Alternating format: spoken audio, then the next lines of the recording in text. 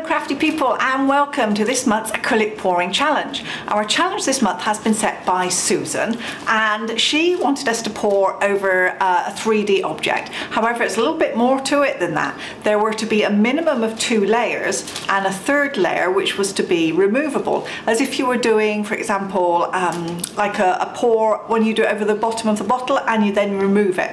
However, I'm cheating because I never cheat. I am such a stickler for the rules all the time, but this time I don't want a third removable item, and the reason is I found this. Now, doesn't that look pretty damn cool? Actually, this is like a plastic bucket that kids use for making sandcastles. It's just like Chichen Itza in Mexico. It's like a Mayan pyramid. So I have glued it with some hot glue onto a canvas, and I just want to watch the paint run down the steps on this. I think it's going to be fascinating. I don't think for a second I'm going to create any type of masterpiece, but I'm just fascinated by wanting to watch the paints.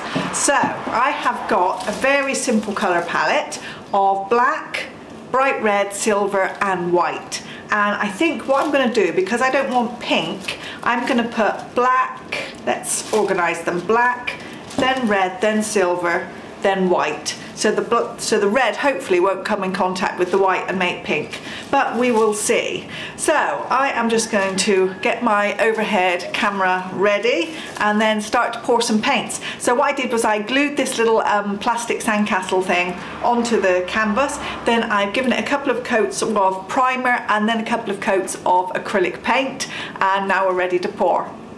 So sorry Susan for not following the rules exactly, but I just had to go with it as it is. Okay, so let's go with a little bit of black first of all. Now I've made my paints a little bit thicker today because, well, for a start there's no Floetrol, there's no silicone in any of them.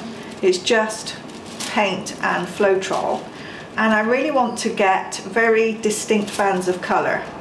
So I've made the paints quite thick in the hope that the colours don't mix too much.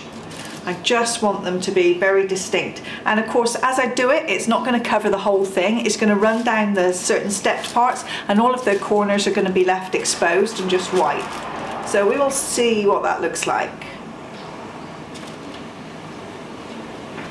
I want to try and do it quite carefully so that it's, at least as far as I can get it, a little bit equal. Otherwise I don't want to end up with one puddle on one side and not enough paint on another, but I think that's probably going to happen anyway, but I'll continue on. So let's go with a bit of silver.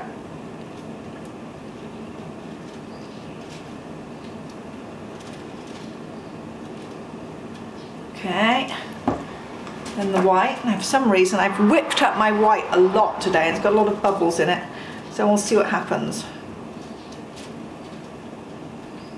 I think you can tell my paints are a little bit thicker than normal, because instead of pouring out, they're kind of blobbing out a little bit. Yeah, look at all the bubbles in that white. Where's my torch?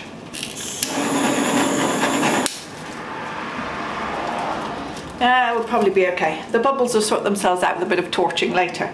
Okay, so I am just going to shut up and get on with some painting, and you can watch all of the colours dribble down this pyramid. I hope it's going to look cool.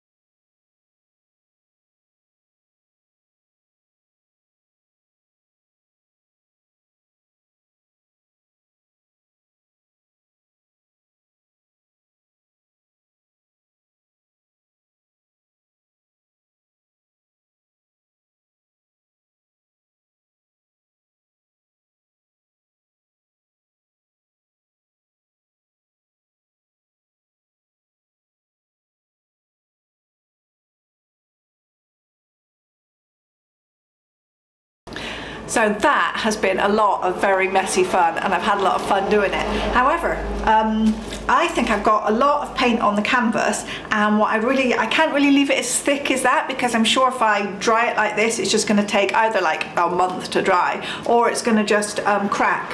So I think I'm going to try and tip the paints a little bit now. Hopefully I'll still be able to keep a little bit of the shape, but I'm going to try and tip it if I can, without getting too much mess everywhere, so that it's going to cover the canvas a little bit more. So let's see what happens when I do that.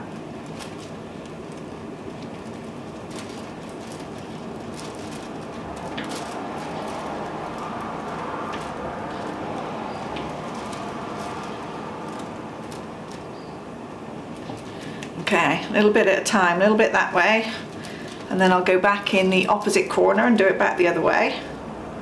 I've got a sheet of paper down, so that hopefully I'll catch most of all of this spill, and it'll be a bit easier to clean up. Just take that back to the center and then off to one of these other corners.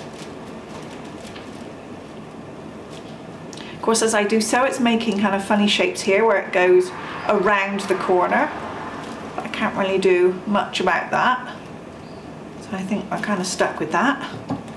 Let's go again, back in this other direction. And of course the paint tends to pool a little bit too. As I'm tipping that way, the paint pools just here, because of course it gets trapped by my little plastic bucket there.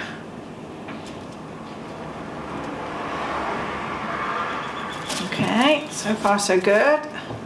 Oh, I quite like that actually.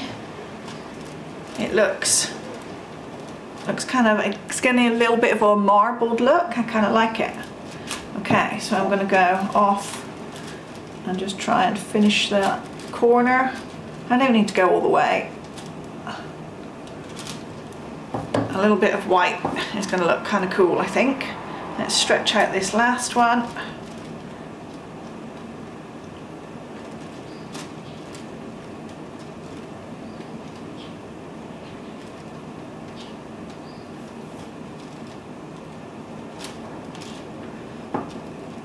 And I think I'm done. That looks really quite dramatic. I think with the black, white and red, the silver doesn't show up so much, but I think when it's dry, it'll just give it that little bit of extra metallic in there. So that is really very dramatic. So thank you so much to Susan for giving us this 3D challenge. I'm sorry that I cheated just a little bit and only used 2 layers instead of 3. I hope you will join us for the challenge this time. We always love to see what you do. And of course, remember, challenges are optional, but they're really fun to take part in, and it may just inspire you or stretch you or make you do something that you wouldn't have done otherwise, like me. I would never have done this otherwise unless Susan had suggested it. I was just really lucky to find the Mayan pyramid in the dollar section of my supermarket there. So I hope you'll have fun, and thanks very much for watching.